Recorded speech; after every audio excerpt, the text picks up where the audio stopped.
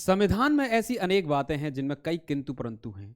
उनके द्वारा किए गए प्रावधान ऐसे हैं जो कई बारी समझ में आते हैं, कई बार नहीं समझ में आते। लेकिन एक प्रावधान संविधान का ऐसा भी है जो स्पष्ट तौर पर कुछ बातें आपसे कहता है।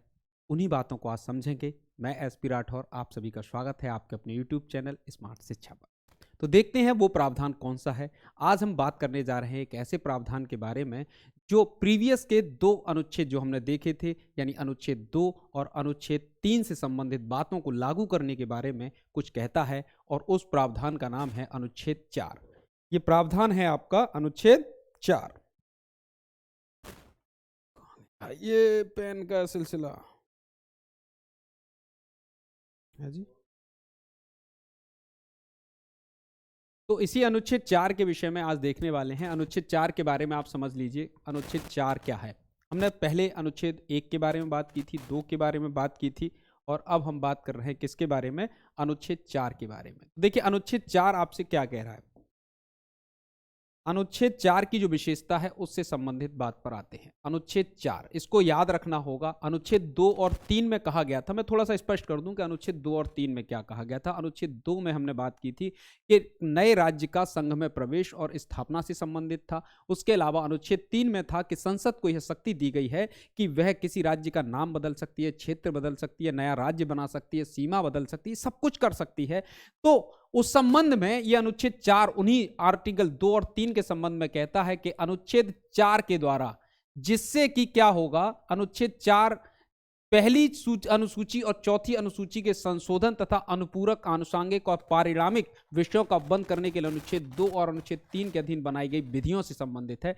अर्थात यह कह रहा है कि अनुच्छेद 2 और अनुच्छेद 3 के अकॉर्डिंग जो कानून बनाए जाएंगे उनसे पहली अनुसूची प्रभावित होगी और चौथी अनुसूची प्रभावित होगी। आपको पता होगा पहली अनुसूची में प्रावधान किया गया है संघ के राज्य क्षेत्रों के बारे में। संघ के राज्य क्षेत्रों का प्रावधान पहली अनुसूची में किया गया है, और चौथी अनुसूची में राज्यों की राज्यसभा में कितनी सीट होंगी? राज्यों की राज्यसभा में सीट है ना, राज्यसभा में जो सीट है उनसे संबंधित प्रावधान करता है ये। तो कह रहा है कि जब कोई मान लीजिए कि नया राज्य बनेगा तो उसकी राज्यसभा में सीटें निश्चित करनी पड़ेंगी और उसका नाम भी आपको अनुसूची 1 में लिखना पड़ेगा।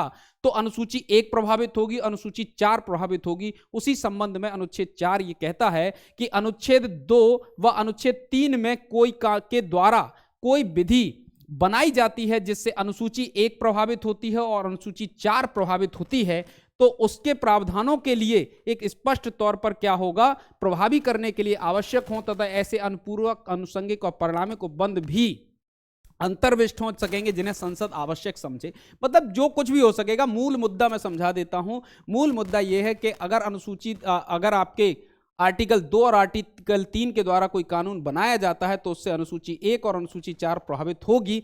तो उसको क्या होगा, इन 2 के द्वारा, आर्टिकल 2 और 3 के द्वारा बनाया गया कोई भी कानून अनुच्छेद 368 के अधीन संविधान का संशोधन नहीं माना जाएगा। क्या नहीं माना जाएगा? संविधान का संशोधन नहीं माना जाएगा। भाषा समझ ही रहे हैं कि कितनी क्लिष्ट है। संशोधन नहीं माना जाएगा, बस आपको इतनी बात पर याद रखना है। माना जाएगा, संशोधन नहीं माना जाएगा।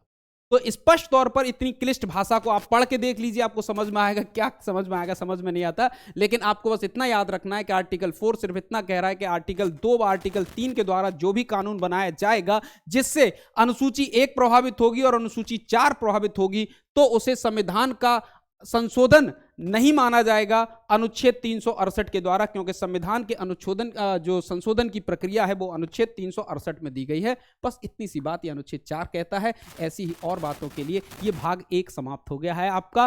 अब हम अगली बात करेंगे जो है भाग 2 से संबंधित है, और अगले वीडियो में उसी के बारे में बात होगी, भाग 2 पर, आर्टिकल 5 पर। आज के लिए बस इतना ही। जय हिंद, जय भारत।